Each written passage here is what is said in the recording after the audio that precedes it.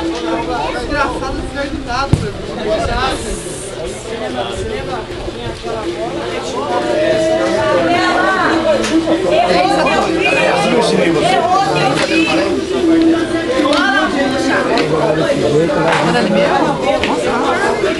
Tem goleiro, eu quero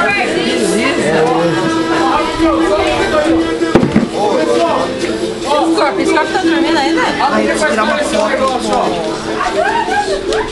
A gente tá com um probleminha básico aqui, ó. O Rato e a Mari não chegou, o velho e a Karine tá dormindo. Corre um sério risco de fazer o sorteio com eles e depois eles não querem jogar. O que vocês acham melhor? Tira fora ou deixa? O velho e a Mari. O Rato e a Mari. Vai ficar no chapéu, alguém. Fica no chapéu. Nem deixa ela não. Eu gostei. Os dois. Olha,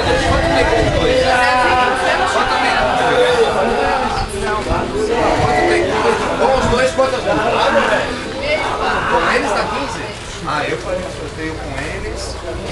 Mas porque o primeiro jogo vai estar no chapéu, você concorda? Não, eu só quero esclarecer pelo seguinte. Porque aí depois o outro... Ah, mas peraí, a outra chapéu menos jogo, ela se Eu acho que todo mundo... Se ele cair na nossa chave, aí ele chegar pro Rato, ele derruba. Você sabe que ele chega aqui no outro lugar, a Mari pega e joga pra fora. A Mari joga pra fora, entendeu?